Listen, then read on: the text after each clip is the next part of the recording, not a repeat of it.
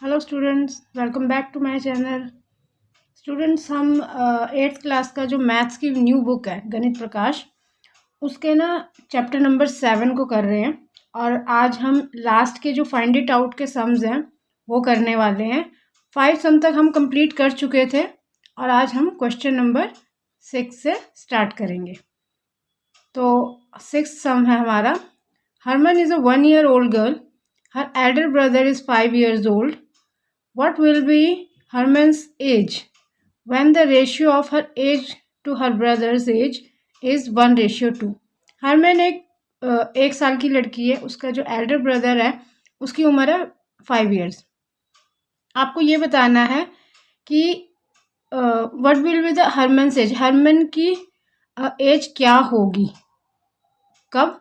When the ratio of her age to her brother, जब उसकी हरमन की और उसके ब्रदर की एज का रेशियो जो है 1:2 होगा। तो हम करते हैं question number 6 start.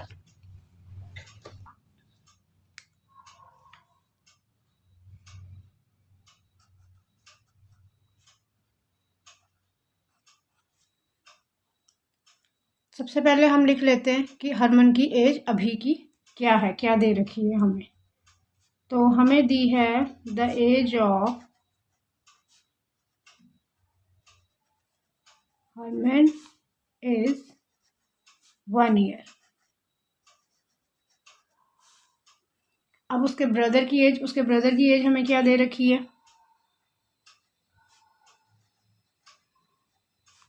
Her elder brother's age is 5 years।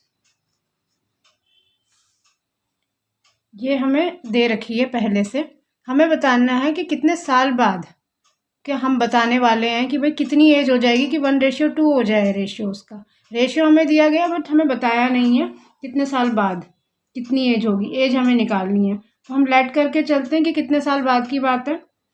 हम लेट कर लेते हैं कि ये एक्स ईयर्स हम ले लेते हैं, ठीक है। तो रेशियो हमें मालूम है तो वो लिख लेते हैं हम। Their ages be 1:2। अब अगर हम उनकी जो है एक्स ईयर्स हमने ले लिया है तो हम आफ्टर एक्स ईयर्स लिखेंगे कि आफ्टर एक्स ईयर्स हरमन की एज क्या होगी। Age of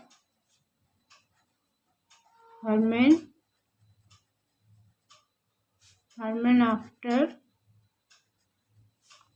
x years.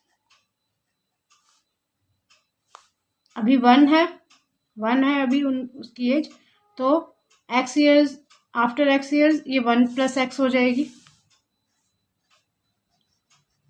ठीक है। और एज ऑफ हर ब्रदर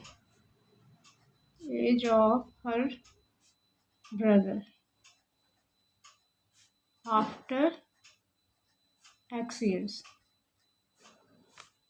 अभी 5 years है तो बाद में कितनी हो जाएगी आफ्टर एक्स ईयर्स? 5 + x, ठीक है। अब जब ऐसा हो जाएगा तो अब हमें ये जो रेशियो है वो रेशियो इस एज का रेशियो क्या बनेगा वो भी हम लिख लेते हैं। इसका रेशियो हमारे पास बन जाएगा रेशियो आफ्टर एक्स ईयर्स।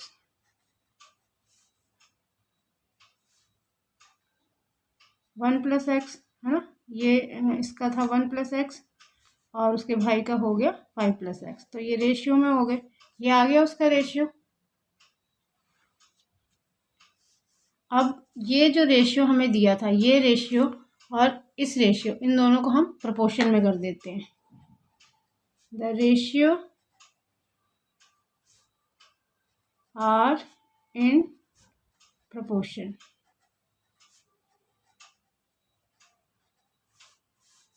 ये आ जाएगा हमारा, ऊपर है हमारा 1:2 प्रोपोर्शन 1 + x रेशियो 5 + x। अब आपको याद होगा पीछे हमारा method AD equals to BC होता था, ठीक है। तो ये A है हमारा 1 और 5 + x जो है हमारा D है, तो 1 × 5 + x हो गया इक्वल्स टू B है हमारा 2 और C है हमारा 1 + x, BC ये दोनों इंटू हो जाएंगे। तो ये आ गया हमारा 5 + x इक्वल्स टू 2 1 2 हो गया प्लस 2x, 2 को x से किया तो 2x आ गया। विदाउट x एक साइड ले जाते हैं हम, 5 - 2 और x, यहाँ 2x था, ये x इस साइड आ जाएगा, यहाँ ये प्लस में, यहाँ आ गया माइनस में। 5 में से 2 माइनस किया 3 आ गया, तो x की वैल्यू हमारी कितनी निकल गई, 3 निकल गई। यानी कि आफ्टर x ईयर्स जो हम कह रहे थे कितने साल बाद की बात है, तो 3 साल बाद की बात है, आफ्टर 3 ईयर्स है। तो हम लिख लेते हैं अब इसे यहाँ पर, after 3 years age of Harman. 1 + x निकाली थी हमने ना, 1 + x, हरमन की एज 1 + x, तो x की वैल्यू हमारी कितनी है, 3 है, यानी कि 1 + 3 4। हरमन की एज कितनी होएगी, 3 आफ्टर 3 ईयर्स 4 ईयर्स की हो जाएगी वो। और age of her brother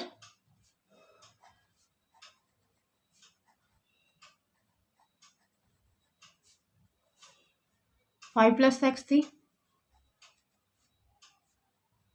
x की जगह हमने पुट कर दिया 3, तो हमारे पास आ गया 8, यानी कि उसके ब्रदर की एज कितनी होगी, 8 ईयर्स।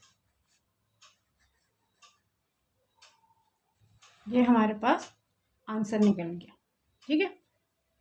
अब हम चलते हैं हमारे नेक्स्ट क्वेश्चन पे।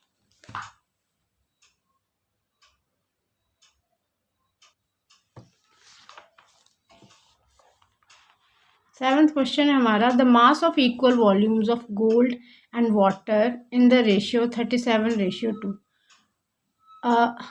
The mass of equal volumes of gold, मतलब इक्वल वॉल्यूम्स ऑफ गोल्ड और वाटर, इन दोनों का जो रेशियो है, मास ऑफ इक्वल, इन दोनों का मास जो है वो है हमारा किस रेशियो में, 37:2 में है, ठीक है। If 1 litre of water,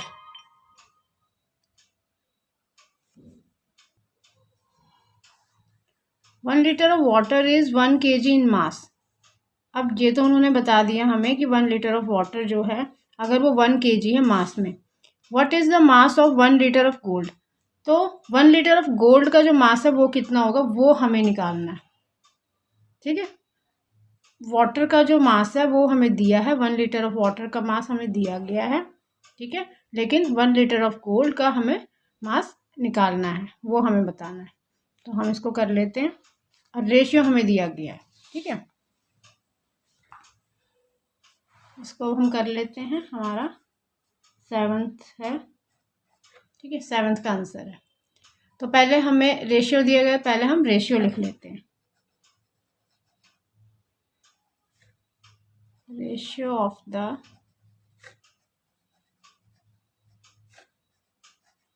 mass of equal volumes of gold and water. कितना रेशियो था, 37:2, ये हमें दिया हुआ, गोल्ड एंड वाटर है, तो ये गोल्ड है हमारा इसमें और ये जो है 2 ये वाटर है, ठीक है। अब हमें दिया था कि मास of 1 litre of water, 1 litre of water, ये हमें बताया हुआ है उन्होंने, कितना है 1 kg, इसका मास हमें बताया है, ठीक है। अब 1 लीटर ऑफ गोल्ड का मास हमें निकालना है, ठीक है, वो हमें नहीं बताया तो हम उसको लेट कर लेते हैं, let the mass of 1 liter of gold equals to x kg।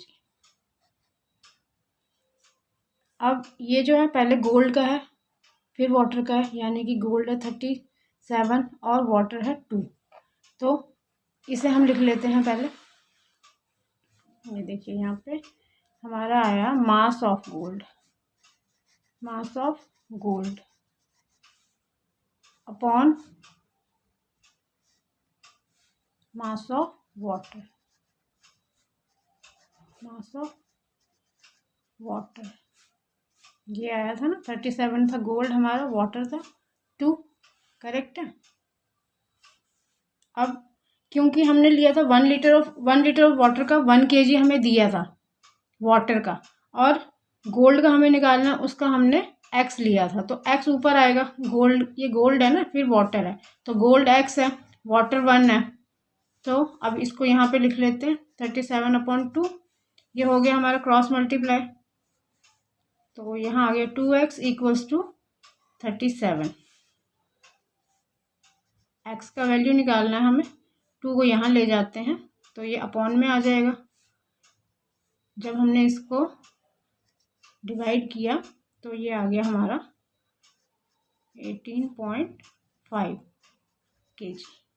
ठीक है, तो ये हमारा x क्या था, हमारा x क्या लिया था, 1 लीटर ऑफ गोल्ड का मास था ना हमारा x kg, तो ये x की वैल्यू आई है, यानी कि जो हमें निकालने को उन्होंने कहा था वो हमने निकाल दिया है, मास of 1 litre of gold.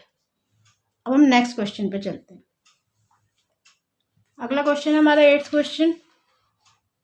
It is good farming practice to apply 10 tons of cow manure for 1 acre of land.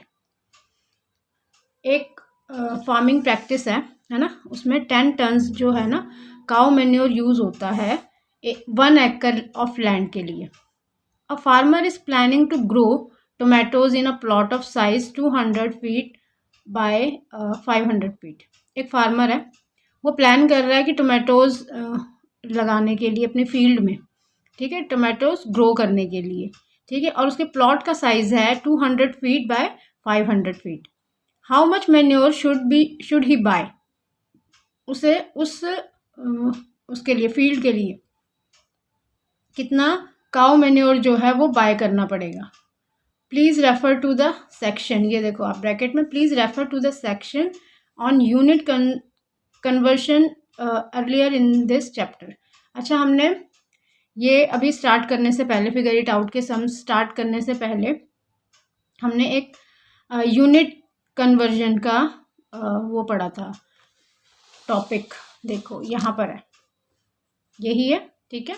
तो इसमें ना चेंज करने का हमें यूनिट कन्वर्जन जो है ना बताया था, जैसे मीटर है फीट में चेंज करना, स्क्वायर मीटर है स्क्वायर फीट में चेंज करना, एकड़ को स्क्वायर फीट में, ऐसे ऐसे। तो ये चीज़ जो है ये यहाँ पर यूज़ होगी, ठीक है ना। तो इसलिए आपको कहा था कि ये चीज़ मतलब आपको याद होनी चाहिए, आपको पता होनी चाहिए, ये आपके सम्स में इस तरीके से यूज़ होगी। ये आप यहाँ पे देख लीजिए, ये सम हम करेंगे ना जब यहाँ पे यूज़ होएगा वो, तो आपको बता देंगे अभी कि किस तरीके से यूज़ होगा, ठीक है। आप क्वेश्चन तो समझ गए ना। ये प्लॉट है हमारा, ठीक है ना, इस प्लॉट में कितना काउ मैन्योर जो है वो यूज़ होगा, ठीक है। 1 एकड़ के लिए 10 टन्स यूज़ होता है, ये क्वेश्चन है। तो इसका हम आंसर कर लेते हैं। सबसे पहले हम एरिया निकालना पड़ेगा ना हमें, प्लॉट का एरिया निकालेंगे, क्योंकि उन्होंने हमें बोला है कि 1 एकड़ के लिए इतना लगता है, इतना काउ मैन्योर हमें चाहिए है, तो इस प्लॉट के लिए कितना चाहिए। तो प्लॉट का पहले हम एरिया निकालेंगे तभी तो हमें पता चलेगा। तो हम पहले एरिया निकाल लेते हैं। एरिया ऑफ प्लॉट हो गया L/B, इसीलिए हमें लेंथ ब्रेथ बताइए, उसकी लेंथ होगी 200 इंटू ब्रेथ होगी हमारी 500। तो हमारी कितनी हमारे पास कितने आ गए,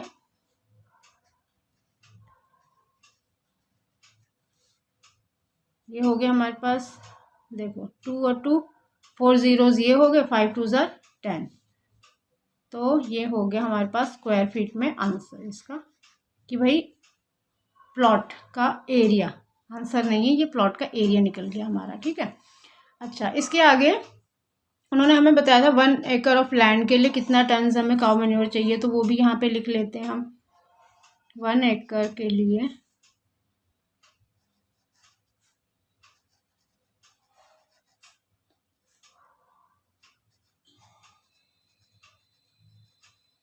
10 टन चाहिए हमें काउ मैन्योर। ठीक है ना। अब उन्होंने 1 एकड़ को कितना बताया था हमें, यूनिट कन्वर्जन में 1 एकड़ ऑफ लैंड को हमें कितना बताया था। 1 एकड़ हमें बताया था 43560 स्क्वायर फीट। ठीक है, इतना बताया था। तो उसको अब क्योंकि स्क्वायर फीट में है, ये देखो इसका प्लॉट का एरिया स्क्वायर फीट में नहीं है, तो हम स्क्वायर फीट में ही लेंगे इसको, एकड़ में नहीं ले सकते ना, सेम यूनिट लेनी पड़ेगी हमें। अब इसके लिए अगर 1 एकड़ के लिए 10 टन है, मीन्स के इतने स्क्वायर फीट के लिए भी 10 टन ही चाहिए, बात तो सेम ही है ना। तो उसको हम यहाँ लिख लेते हैं कि इसके लिए हमें 10 टन काउ मैन्योर चाहिए। ठीक है, अब ये स्क्वायर फीट में है। ठीक है, आप चाहो तो यहाँ लिख सकते हो स्क्वायर फीट। ओके, अब इसके लिए इतना चाहिए है, तो हमें इसके लिए कितना चाहिए होगा ये हमें निकालना है। ये प्लॉट का एरिया था हमारे, स्क्वायर फीट, तो ये आ गया हमारा इंटू 10 करके अपॉन में ये आएगा हमारा। ठीक है,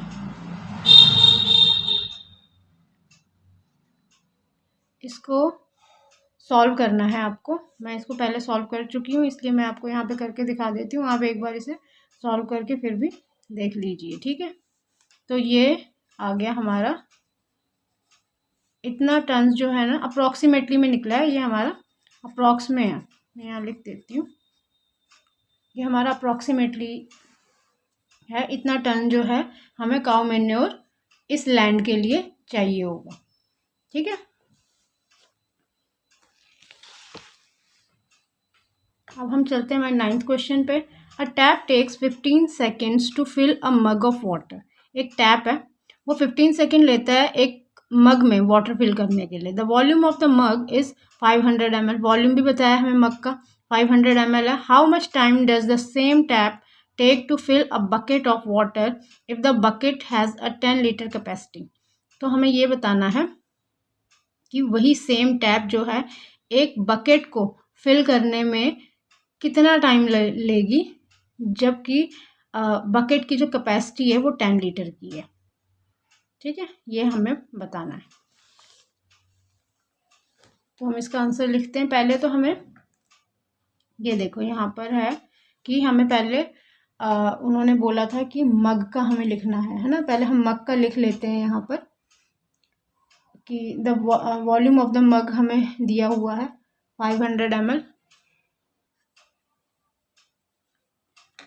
अच्छा, मग का वॉल्यूम लिखने से पहले, क्योंकि मग का वॉल्यूम तो हमारा ml में है और बकेट जो है हमारी वो लीटर में हमें बताना है ना। उसकी कैपेसिटी तो अलग है ना, 10 लीटर है, तो 1 लीटर है, एक मिलीलीटर है। तो हम पहले लीटर को ml में चेंज करके दिखा देते हैं। देखो 1 लीटर जो है उसमें 1000 ml होते हैं, इतना पता है ना। तो पहले ये चीज़ लिख लेती हूँ मैं यहाँ पर। ठीक है, तो 1 लीटर इक्वल्स टू 1000 ml। तो 10 लीटर की जो बकेट है उसमें कितना होगा हमारा, 10 इंटू 1000 होगा, तो कितना हो जाएगा हमारे पास 10,000 ml। ठीक है, अब लिखते हैं हम टाइम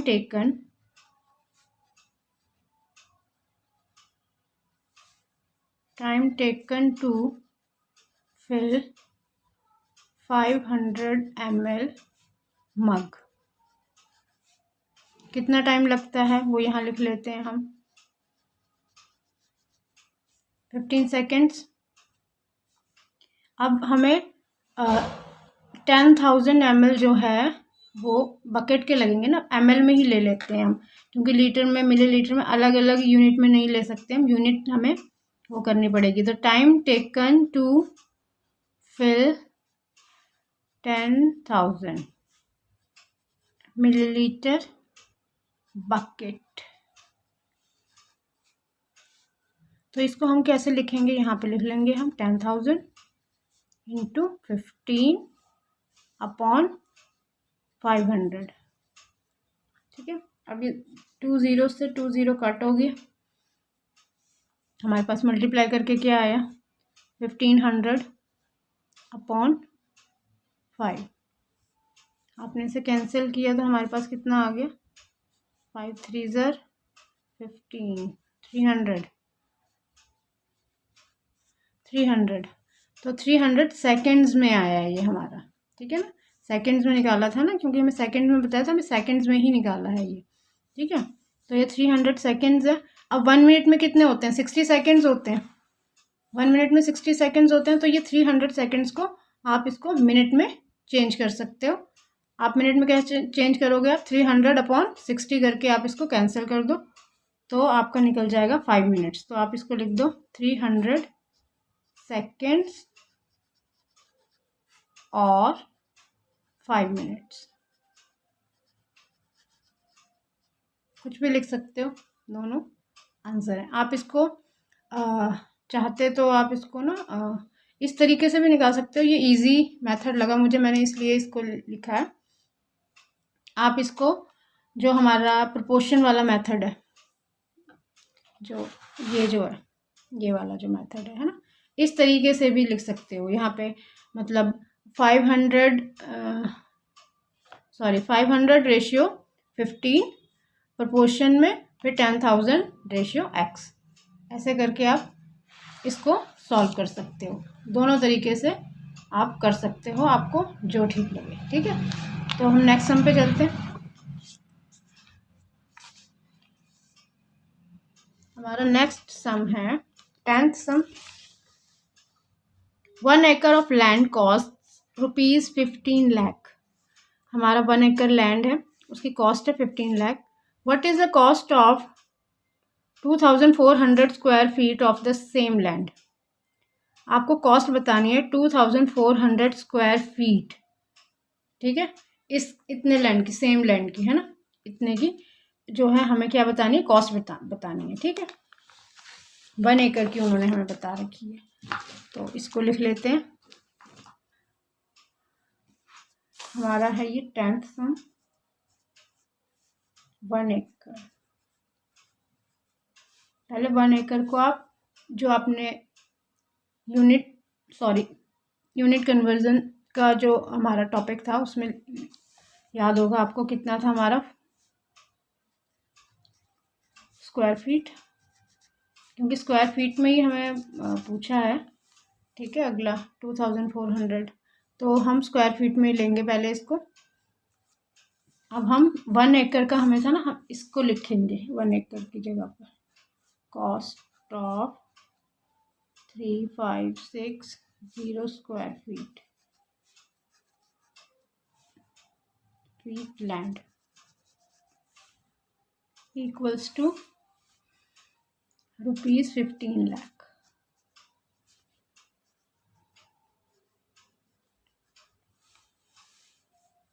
₹15 लाख अभी जो हमें निकालनी है, अभी हमें उन्होंने पूछा है हमसे, वो भी लिख लेते हैं। स्क्वायर फीट लैंड, तो इसको कैसे निकालना है, पहले हम लिखेंगे 15 लाख इंटू ये जितने की हमें निकालनी है वो लिखेंगे यहाँ पर अपॉन में 43,560। ठीक है, अब आप इसको आपको कैलकुलेट कर लेना है। ठीक है, 0 से 0 कैंसिल कर लो, बाकी आप 2 से कैंसिल हो जाएगा। ठीक है, छोटे छोटे नंबर आप जो जैसे कैंसिल कर सकते हो, जो हो सकता है उस तरीके से आप कर दो। मैं यहाँ पे करके दिखाई देती हूँ। 5 हो गई, 240 आएगा यहाँ पे क्योंकि 0 कैंसिल हो चुकी है, अपॉन हमारा आ जाएगा 4356। ठीक है, पहले हम 2 से कैंसिल कर लेते हैं, 4200, यहाँ आ जाएगा 2 2 4, 2 2, 2 7 14 और 2 8 16 आ गया हमारा। फिर ये 2 से फिर से कैंसिल हो जाएगा, 2 6 12, 0, यहाँ पे आ जाएगा हमारा 1089। अब ये जो है हमारा, ये हमारा 3 से कैंसिल होगा, इसको कर लेते हैं क्योंकि ये नहीं होगा, ये कर लेते हैं हम 3 से कैंसिल। यहाँ पर आ जाएगा हमारा 363 और ये आ जाएगा 3 5 15, 5 लाख। ठीक है, ये भी हमारा 3 से कैंसिल हो जाएगा, 3 1 3, 3 2 6, 3 1 3 और यहाँ आ जाएगा 20। ठीक है, तो हमारे पास यहाँ 5 लाख आ गया, यहाँ 20 आ गया, यहाँ आ गया नीचे 121। तो आपने जब आप इसको सॉल्व करेंगे तो हमारे पास यहाँ पर आ जाएगा, मैं यहाँ लिख ले रही हूँ नीचे,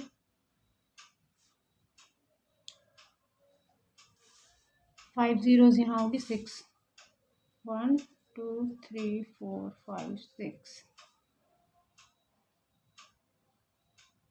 1 2 3 4 5 6, 5 2 10, 10 के बाद 1 2 3 4 5 6, उसके बाद 6 zeros हैं। ठीक है, और अपॉन में आ जाएगा ये 121।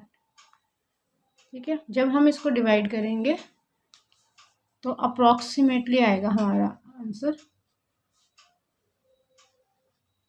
82644.62।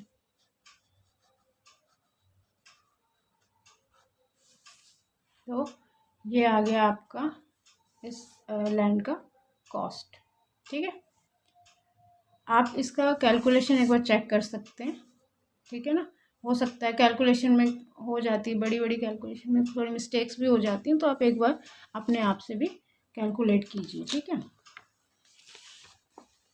अभी हम आगे चलते हैं।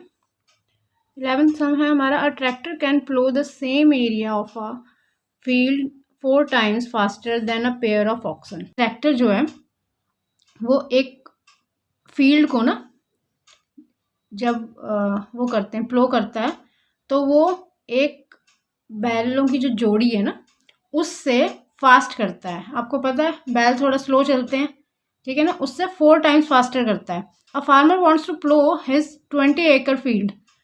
एक फार्मर है, वो प्लो करना चाहता है 20 acre फील्ड को। A pair of oxen takes 6 hours to plough an acre of land.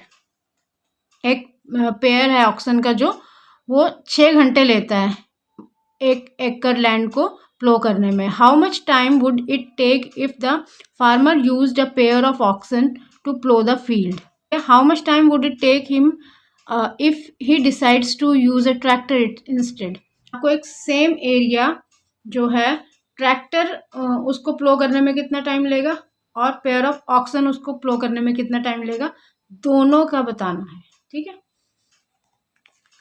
तो इसका हम आंसर लिख लेते हैं। ये हमारा 11th सम है।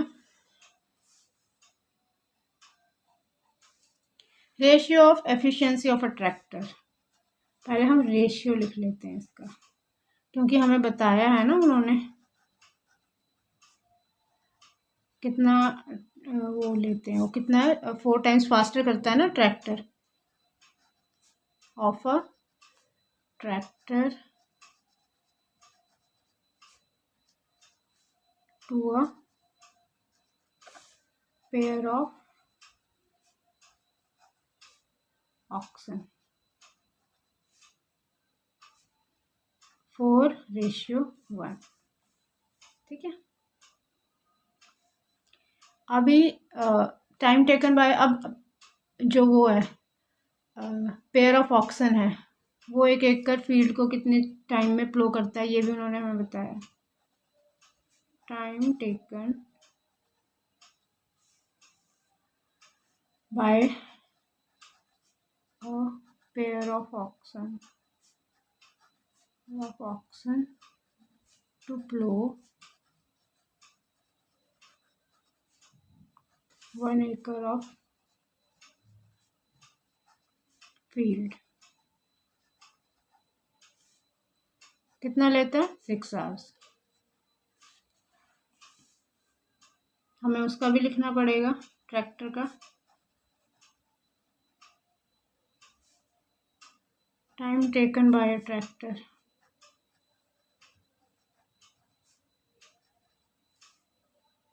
टू प्लो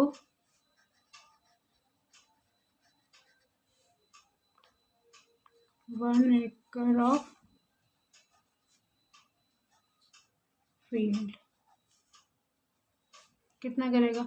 ऑक्सन इतना लेता है तो ये बाय 4 हो जाएगा, क्योंकि 4 टाइम्स फास्टर करता है ट्रैक्टर हमारा। ठीक है, तो 6/4 हो जाएगा। ये 6/4 हुआ, कैंसिल किया आपने तो कितना आया आपका? 1.5 आवर्स। 1.5 घंटा लगेगा। 1.5 घंटा, हाँ जी 1.5 घंटा। ठीक है, ट्रैक्टर मतलब 1.5 घंटा लगेगा। ओके, अब हम आगे लिखते हैं कि कितना बोला था, कितना करना चाहता है वो। अब फार्मर जो है वो लिख लेते हैं हम। ठीक है, कितना फील्ड करना चाहता है। Time taken bye pair of oxen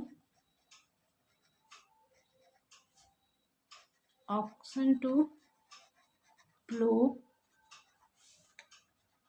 20 acre of field। 20 एकड़, ठीक है ना। तो हम यहाँ पे 1 एकड़ उसने 6 में लिया, तो 20 एकड़ कितना होगा? 20 × 6 हो जाएगा। ठीक है, तो ये कितना हो गया? 120 आवर्स।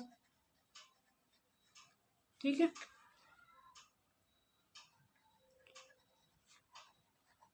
अभी ट्रैक्टर का भी लिख लेते हैं।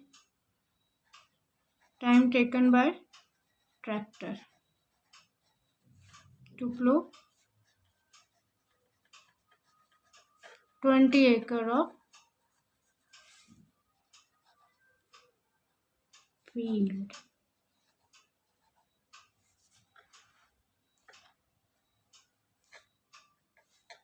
अब ये कितना था?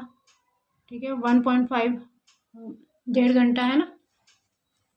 तो 20 एकड़ को करने में कितना टाइम लगेगा? यानी कि 1 एकड़ इतने में कर रहा था, 20 एकड़, 20 को 1.5 से इंटू कर देंगे तो हमारे पास कितना हो जाएगा? 30 आवर्स। ठीक है, तो हमारे पास क्या आया? जो 20 एकड़ का जो फील्ड है उसे एक ऑक्सन का पेयर जो है वो 120 आवर्स में प्लो करता है, और एक ट्रैक्टर जो है 30 आवर्स में करता है। ठीक है ना, क्योंकि वो 4 टाइम्स फास्टर कर रहा है ना ये ट्रैक्टर। ठीक है, हाँ आप इस तरीके से अगर मल्टीप्लाई नहीं करके देखना चाहते हो, आप इसको एक और तरीके से कर सकते हो। जो 120 ऑक्सन का निकाला है हमने, ठीक है, पेयर ऑफ ऑक्सन का, हम इसको 4 से डिवाइड कर सकते हैं, क्योंकि 4 टाइम फास्टर कर रहा है ना। तो आप इसको 4 से डिवाइड करो तो भी 30 आवर्स निकल जाएगा। तो इससे भी पता चल जाएगा हमें कि ट्रैक्टर कितने देर में करेगा? 30 आवर्स में करेगा। अब हम चलते हैं हमारे नेक्स्ट क्वेश्चन पे। The 10 rupees coin is an alloy of copper and nickel called cupronickel. Copper and nickel are mixed in a 3:1। एक 10 का जो सिक्का है, ठीक है ना, कॉइन है जो, वो किससे बना है? कॉपर और निकल से। किस उसमें बना है? किस रेशियो में? 3:1, यानी कि 3 उसमें क्या है? कॉपर, और 1 क्या है? निकल। ठीक है, the mass of the coin is, mass of the coin, coin का मास हमें बता दिया 7.74 ग्राम्स है।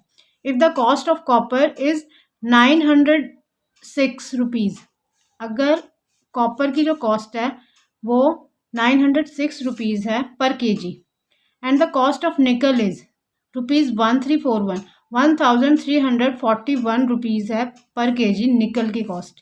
तो what is the cost of these metals in a 10 rupees coin? तो आपको ये बताना है कि 10 रुपीज़ कॉइन में ये जो मेटल है ना, जितना जितना है हमें बताया हुआ है रेशियो में, ठीक है ना, वो है वो कितने कॉस्ट का मेटल है इसके अंदर, 10 रुपीज़ के कॉइन के अंदर।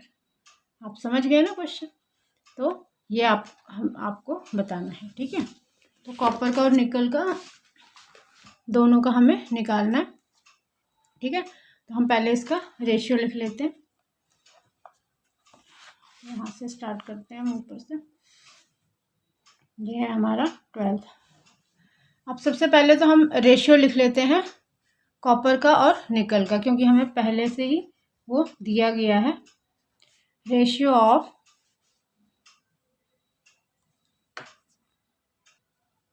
कॉपर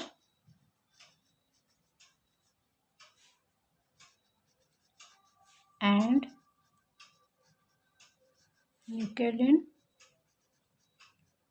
₹10 कॉइन कितना था? 3:1, ठीक है। इतना था, मतलब कि 3 हम उसमें कॉपर था और 1 क्या था उसमें? निकल था। अब हमें मास भी तो दिया गया है, तो हम वो भी लिख लेते हैं यहाँ पे।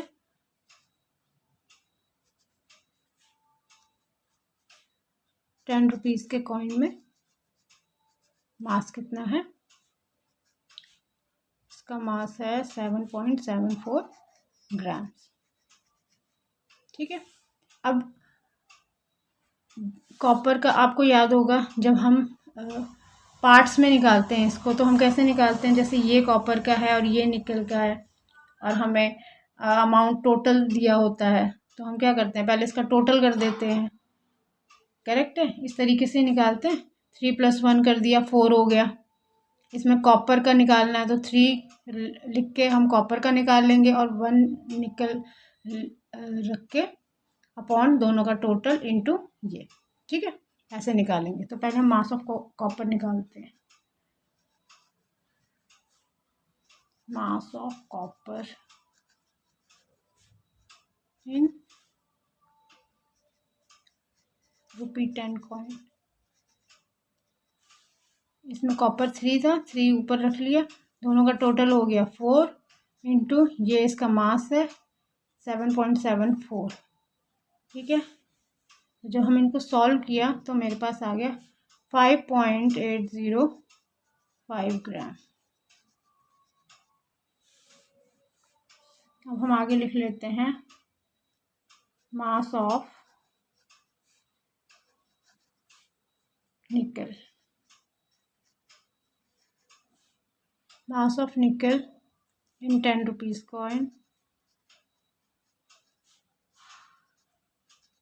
अब ये कितना है हमारे पास? 1, तो 1/4 इंटू 7.74 आ गया।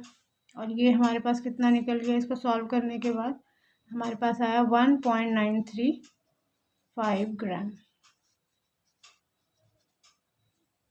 आप इन्हें सॉल्व करके देख लीजिएगा।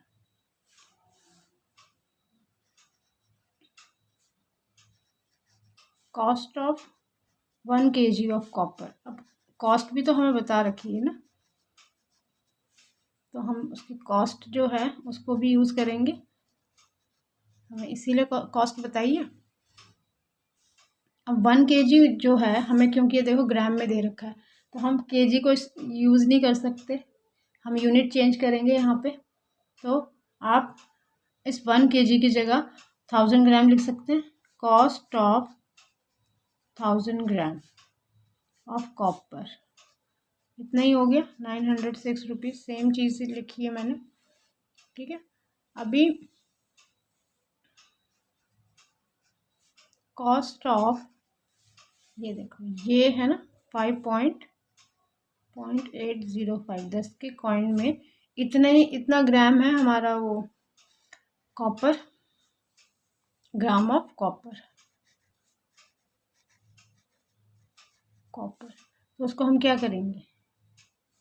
ये हम लिख लेंगे 5.805 को हम इंटू कर देंगे, ये हो गया हमारा 906/1000, ठीक है। तो इसे करने के बाद हमारे पास कितना आया? आप इसको मल्टीप्लाई करके ना कैंसिल करके हमारे पास आ गया 1000 कर दिया। इसको आप पॉइंट लगा के इसको लिख सकते हैं। ये हमारा बनेगा ₹5.26। ठीक है, अब हम निकल का भी लिख लेते हैं। कॉस्ट ऑफ 1 kg, इसमें 1000 ग्राम लिख लेती हूँ। 1 kg मीन्स 1000 ग्राम होता है ऑफ निकल। कितने का है? 1341, यही बताया था हमें। तो अब 10 रुपीज़ के कॉइन में कितना ग्राम है हमारा निकल?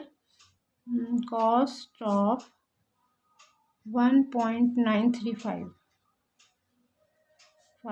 ग्राम ऑफ निकल। ये लिख लिया 1341 इंटू कितना ग्राम है, कितने ग्राम का हम निकाल रहे हैं। 10 रुपीज़ के कॉइन में कितना है वो ले लिया, अपॉन ले लिया हमने 1000। जब इसको हमने सॉल्व किया तो मेरे पास आ गया 2594.835, ये आया मेरे पास मल्टीप्लाई करके। ठीक है, और जब इसको कैलकुलेट कर किया मैंने तो आ गया मेरे पास 2.59। ठीक है, जब अब ये जो है ना, ये कॉपर की हमारी कॉस्ट आई 10 रुपीज़ के कॉइन में। जो कॉपर है, जितना मतलब कॉपर है वो जो है उसकी कीमत ये होगी, और जितना निकल है उसकी कीमत ये होगी। ये कैसे आया है ये आप जब इसको कैलकुलेट करेंगे ना तो आप देख लीजिए। ठीक है, कोई इतना मुश्किल नहीं था। ठीक है, मेथड बिल्कुल इजी ही था। पहले उसका रेशियो लिख लेना है, उसका जो मास दिया है वो लिख लेना है। कॉपर इसमें कितना है? 3 है, 3 ऊपर ले लिया, इन दोनों का टोटल नीचे ले लिया, इनटू ये कितना ग्राम इसमें मास है। ठीक है, इसको जब कैंसिल किया ये ग्राम में आ गया। 10 रुपीज़ के कॉइन में इतना ग्राम जो कॉपर है, और निकल भी ऐसे ही निकाला है, और इतना निकल है। ठीक है, कॉस्ट हमें पहले से बताई गई थी 1 kg की। 1 kg मीन्स 1000 ग्राम होता है। जब इसकी कॉस्ट बताई गई थी तो 906 रुपीज़ बताई थी कॉपर की कॉस्ट। तो हमने क्या किया, जितना ग्राम 10 रुपीज़ के सिक्के में जो है कॉपर होती है वो लेकर और 906 अपॉन 1000 करके ये निकल गया हमारा। ठीक है, और वैसे निकल की कीमत इतनी है। ठीक है, इतना ग्राम निकल है हमारे 10 रुपीज़ के कॉइन में, तो उसको हमने इसकी कीमत के साथ इंटू अपॉन 1000 करके ये हमारा इसका आंसर निकल गया। ठीक है, यानी कि हमारे दोनों की कीमत आ गई है, कॉपर की भी और निकल की भी। आप चाहें इसको यहाँ पे लिख भी लो, इन ₹10 coin the cost of copper is ₹5.26 and cost of nickel is ₹2.59। Okay, और यहाँ पर ये आपके 12 सम्स कंप्लीट हो गए, और इन सम्स के साथ ही यहाँ पे आपका चैप्टर भी कंप्लीट हो गया। अब ये आपकी बुक कंप्लीट है। ठीक है, अब आप अपने एग्ज़ाम्स की तैयारी इजीली कर सकते हैं। मेरे चैनल पे हम पूरी बुक के जो फर्स्ट से लेके 7th चैप्टर तक है सारे सम्स अपलोडेड हैं। आप इसमें से प्रैक्टिस बहुत इजीली कर सकते हैं। आपको अभी मैंने आज जो क्वेश्चन कराया उसमें से अगर कुछ भी समझ में ना आया हो तो आप प्लीज़ मुझे कमेंट करके पूछ सकते हैं। Thank you.